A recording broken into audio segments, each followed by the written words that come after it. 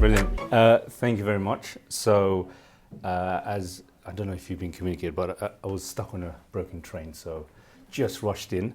Ironic, because I'm talking about customer experience, and that was a terrible experience coming in. Unfortunate for all of you, you've had a live demonstration of how timely customer service is so crucial. So that's lesson number one ticked off, so we don't have to go through that one. Right, so my name is Abdul Khaled. I am the current head of digital and customer experience at E.ON Next. Today I'm going to be talking to you about customer experience, but not just customer experience and any old things around customer experience, but how we've gone through a customer experience transformation using a bit of a framework and some processes. So hopefully there might be some nuggets there that you can all share. So as was mentioned, this is the graveyard shift. So to make sure we get it right out the starting blocks, can I get everyone to stand up, do a little bit of an exercise? So yeah, brilliant. I imagine I can't move away from here, right? So is the mic? I think you can. Yeah? Yeah, All right. if you're a free-range chicken. Okay, brilliant. Right, fantastic. So, just in time. Right. So, we're not sitting down, we're standing up for the whole session. Is that right? No? Okay, brilliant.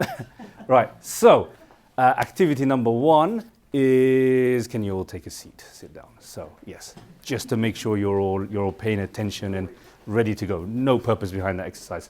But activity number two has some purpose behind it. So as I'm going to be talking about customer experience, obviously one of the key drivers of customer experience is how you measure customer experience, and NPS is a common one, whether you love it or hate it, is a common measurement that a lot of companies use. How many of you use NPS in your companies?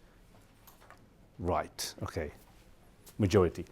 So I'm going to set you off with a bit of a brain teaser. I'm going to give you the name of 5 companies, brands, and you're going to have to tell me which one you think had the highest NPS score last year. So the 5 companies are Netflix, Tesla, Apple, We Buy Any Car, and OnlyFans. So I want to get a show of hands, right? Which one you think had the highest NPS? So I'll go through the brands and then you put your hand up. So if you think Netflix had the highest NPS score last year, put your hand. Raise your hand in the air. Apple, Tesla, We Buy Any Car, OnlyFans. Lovely. Would you like me to tell everyone your experience with OnlyFans? No. So the actual answer was Tesla. And one of the reasons why Tesla is really at the cutting edge of customer experience and getting really high customer experience scores is because customer experience is really ingrained within the business, not just in terms of the mission, the purpose, the processes, the ways of working. It's really ingrained, and Elon Musk, whether you love him or hate him, really takes that charge to the forefront and leads by example. And so some of that is kind of what I'm going to be talking about today, because we've realized, obviously, if you want to be a customer-centric organization, it's not just believing it, it's activating it. And if you want to activate it, it's got to be top-down, cultural, process, ways of working, everything in range. So how did we do it? Well, we did it with a little bit of a framework. You always need a framework. Doesn't mean much sometimes, but it always makes things a little bit more sexy. So here's our sexified framework. Due to lack of time, I'm only going to take you on a deep dive of one, which is the first one, CX enablement, which is really the foundational element. It's how do you enable and activate your business to actually be customer-centric. You've then got journeys 2.0 is what we've called it. So as we went through a bit of a transformation, what we tried to do is go back to all of our customer journeys and then remap them. And then you've got your sort of intelligence layer. And I'll touch briefly upon that towards the end. And that's really about what are the data and the research and the insights that you're using to be an intelligent organization when it comes to customer centricity. We then have something called a CX hub, which really allows us to do the testing and experimentation and validation. And then that obviously just levels up to really optimizing your whole customer experience. So let's start off with the first bit, which is CX enablement. So this is how we enable CX across the organization. The first one, which is, again, and this is where it shows it's not sometimes a specific initiative or a tactic. It sometimes goes back to organizational structure. So breaking down silos is obviously a key one, and that's something that trips a lot of organizations down. The way we've kind of come across that is a tribe format.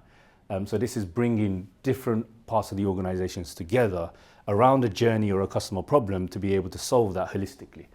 So in our usual sort of tribe format, we have a tribe lead who's neutral, and I think that's quite key. Someone that has, who has obviously skin in the game in terms of the overall objectives, but isn't favored or biased towards one capability. Because if you have a CX lead there who's really trying to force the customer agenda, a product lead who's trying to, and that sometimes can be a business lead or a propositions lead, who's really trying to focus more on a product, you almost need a neutral champion there to be able to align all of those priorities. We then have a CX champion who truly represents the customer voice, and that's usually a customer service agent, because they're the ones that know the customers better than anyone. So they're not necessarily part of the tribe leadership, but they're there making sure that everything that's done within the tribes is rooted in customer centricity. You then have to be good at actually delivering customer centricity, and I think that's probably where a lot of conversations fall, because you're ready to deliver customer centricity, you know it's important, you want to go and achieve the best experiences that you can, but you actually have to be good at it. And that's where high performance really comes into play. And that's one of the things that we realize. A lot of people have the right sentiment and the right belief system, but they're just not good enough to actually deliver on it. And that doesn't necessarily mean you boot everyone out and just bring high performers. It's actually how do you create an environment where even the performers that you have are able to reach a high performance level. And one of the best examples that I use is an example from this fella here. Everyone familiar with this little mascot? Yeah, Michelin. So as you know, Michelin do tires. But in the 1900s, Michelin had a little bit of a business problem. And they weren't selling much tires. So that was the problem. They were making such good tires that they weren't getting worn out enough and customers weren't coming back. So they thought, how do we fix this? And this is pre-internet age, pre-Google Maps, where you weren't really aware of where all the hotspots were or the fancy restaurants or the hotspots in the country were. So what Michelin decided to do, because people weren't driving enough, decided to create a free travel guide and hand it off to their customers. And with this travel guide, you'd be able to see where the nice restaurants were and nice places to visit were, conveniently located next to a Michelin garage. So as you were driving more and more, and if you needed a tire repairing, hey presto, you got a Michelin garage.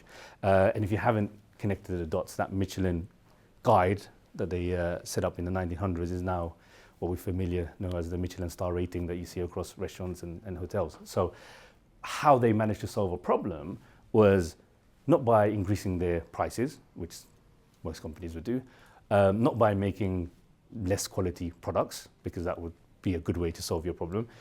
It's actually creating a whole new value chain for customers to create more value for them, which then in turn creates value for you. And that's an example of creative problem solving, which is, again, linked to high performance and kind of the ethos that we try and create within the teams is really try and think outside the box, customer first, creating customer value, but do right by the customer. And just like Michelin did, the belief system is if you do right by the customer, create value for them, those metrics that you'll be judged on as a business, profit, revenue, margins, naturally will follow. Then we've got this around moving away from risk averse and being more bold when you're taking decisions. Amazon do this, Apple do this, Tesla do this, all of the big companies, they're able to go out there and have a belief that they really believe in it and go and be bold. Now that is quite difficult within organizations, especially when you have multiple layers, and if everything is just moving along nicely, you'll always have that common question of, right, I want to do an initiative that's going to be fantastic for the customer. How much is it going to cost? What's the return on investment? Do we need to make this move? And a lot of companies are a little bit afraid to take decisions. So the way we kind of come about it, because at E.ON, it is one of your traditional corporates, but we've got a startup division of E.ON, E.ON Next. So we have a little bit more creativity, but ultimately, if you need money to be drawn, you still need to go to the mothership and ask for money. So we try to find a halfway house, and that's the whole test, learn, iterate culture. So 2 ways that we do this: rapid decisions. Again, you might be familiar with this. A lot of ideas die in the boardroom because you're constantly talking, discussing business cases, projections, briefs, return on investment in 3, 4, 5 years, and it's just constantly going back and forth, back and forth, back and forth. By the time you made a decision, most people have probably forgotten what the original idea was. Or it's become such a watered down version of what was originally pitched because you've had so many people intervene in between. We take a leaf out of Jeff Bezos' book, which is Disagree and Commit. And the idea is, Jeff Bezos talks about this quite a lot. If you hire people, you hire people for a reason because you trust them. I mean, if you hire people that you don't trust, you've got a different problem. But if you hire people, generally, you trust them. And if you trust them, even if you disagree with them, the idea is that let's commit because they're there for a reason.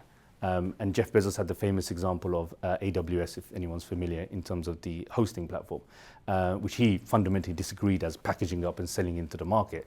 But obviously the people around him thought it would be a great idea to package this up. I think 2 years ago, AWS was the highest revenue generator for Amazon. So it's an idea that Jeff Bezos fundamentally disagreed with, but had enough trust in his people to go and take it to the market. Now we're sort of 1 foot in this camp. So we disagree and commit, but we almost give people a guarantee by testing and learning. So we say, right, you can disagree, but we'll commit to it on the basis that we'll go and test and learn and iterate. And you know, if you're familiar with A/B testing tools or any of those mechanisms where you test an idea and then you let the data validate or invalidate your assumptions. So that's almost like disagreeing with a bit of a warranty, which I say to my teams. But then the next thing is actions. So you've managed to get through ideas and discussing about ideas and you're there now to take action. A lot of companies, and I don't know if you've all felt this, when you have a great idea and all the momentum is there on day one, 6 months, 8 months, 9 months later, you still haven't seen the project. You've farmed off to an agency and you don't know what it is, and you've lost interest, you lose momentum. A lot of projects die because of the amount of time it takes to action. Just like my example when I got delayed on the train, and how frustrating that was all for you, the delay that you had. Customer experience, it can only work if you deliver it when the customer needs it, usually yesterday. If they got a problem, they need it fixing immediately. So we take an approach of marginal gains, it's a familiar concept, which is all about iterative improvements, 1% improvements, not looking for perfection in every scenario. There are certain scenarios where absolutely take the time out and put a project together for 3 months and deliver something fantastic. If you've got a customer problem, they need it fixing. They don't necessarily care how shiny it looks, just get it improved. So we take the approach of 1% improvements, make the experience better today than it was yesterday, and then continuously improve. Right, next is upgrading legacy and bulky enterprise technology. I won't spend too much on this, but again, if you don't have the technology in place, you're not going to be able to deliver on any of those experiences. A couple of things that we use, reusable components, and this is just more software development. Reusable components is great because it means you can get things out faster. Things around design tokens and automate testing. So not enough time to go into detail, but happy to discuss that afterwards if anyone's interested. But again, the idea is to get a modern, clean, simplified, scalable tech stack to allow you to actually deliver on what you're promising customers. And then the last point is modernizing ways of working. So this is looking at a 360 CX delivery model, which I will just flip to quickly. So we have 4 stages. The first is rapid discovery, and this is being able to use and utilize all the different sources of feedback and insights that you can get within your customer base and feeding that into one source. So you get the full picture of what customers are doing, what customers are saying, how they're feeling, and not just limited to one base, because I think that's where you can trip up quite a bit. If you just get feedback from one source and you allow that to then dictate your strategies, that's where it can be quite dangerous. One of the things that really annoys me is voice of customer programs are so rich and it can have so much depth to it.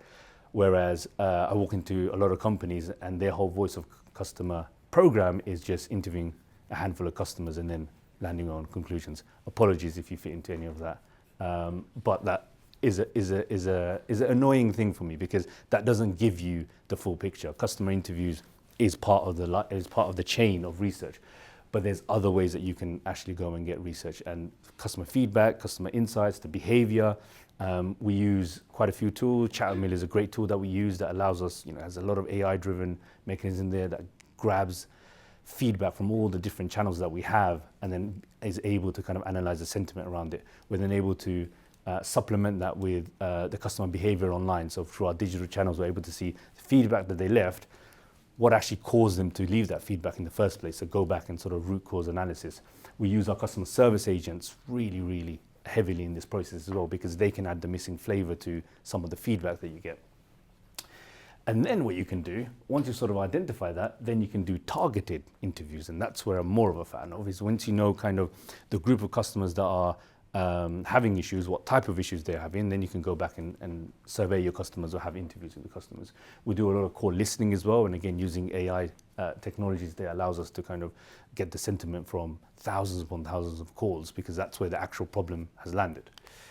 And then we'll go through rapid validation process where we've got a group of, we call them energy specialists, so they're our customer service agents. So we do a lot of testing, validating with customer service agents, and also actual customers. So we have a customer testing squad, which is about 2,000 customers at the moment, where we do live experiments, concepts, validate ideas and assumptions that we made. And again, that's really just rooting all of the things we've identified from here within the customer landscape as well, because what usually can happen is you can sort of have an assumption and understanding from all the feedback that you've done and then go on and make your own conclusions, but we make sure we're rooted within the customer base. And then rapid delivery, so similar concepts from earlier, and that's making sure your tech stack and capabilities is actually set up and prepared to actually take you from there to there in a timely manner. And then we do something called S-curve. So this really allows us to, again, make sure we're launching things according to customer sentiment and customer feedback. So the idea here is that whatever products or solutions that you're coming up with, you launch to sort of a small scale customer base to begin with, usually like a beta set of customers. These beta customers are then assigned to a customer service family, we call it, which means that we can get live, not just feedback from how customers are experiencing those tools or those products. Those customer agents can then also help support those customers through that transition. And also at the same time, the customer service agents are learning more and more about the product, which means that they become more informed, more knowledgeable. So when we do a big of a wider scale and then that operational readiness piece there, you've then got people that have gone through the pilot, customer service agents, who can then help almost train the trainer style method to the rest of the base, because you can have fantastic services and products and solutions, but if your frontline staff are not able to support customers when they have issues, then that's a massive gap. And again, the rest of this model is essentially, as you start learning more and more, you iterate, you adapt, you respond to feedback, and then you sort of get the business ready for the big scale launch, you get the customers ready through promotions or material or playbooks, and then you go and scale. Again, doesn't happen for every single item, but when you've got big products, things that are, for example, when we launch a new billing experience, a very sensitive part of the customer journey, which you can't afford to get wrong. Therefore, an approach like this really, really works. But why? Why go through all of that? And sounds, a lot of stuff that you've had to do and a lot of people that is powering all of this, but why? Why is this important? And I think this is when it comes back to remembering who you're delivering your services for, which is the customers. And I'd like to share a couple of very quick stories. I don't know how we're doing for time. How are we doing for time? 2 minutes. A minute per story. So when we had the energy crisis, I spoke to a lot of customers. And hearing some of these customer stories and understanding what customers go through really sort of powered a lot of this and why we needed to sit up and take notice. I spoke to one customer who's a single father, has his son with him for 2 or 3 days a week. Obviously during the height of the energy crisis, couldn't afford to keep the heating on. So he decided to keep him with him in his sort of box office room, shut the door, keep the windows closed just to retain as much heat. And then he was just hoping the heat from the computer would keep his son warm while he played next to him. I had a mother who told me her and her husband, they don't have any warm food in the day until the kids come home so they can use the microwave or the oven just once in the day. So they sacrifice themselves for the kids. And that's just a snapshot of the stories that people went through up and down the country. And why we sort of emphasize this so much is because putting the customer at the heart of everything that you do gives you that purpose and the motivation, allows you to view the customer as who they are, not a number, human beings with real stories, real troubles, real issues. And if we don't sort of refocus what our priorities are and what we want to do as a business and how we want to serve those customers and what they actually want from us, you're never going to get that customer experience right and that customer touch point. Thank you very much.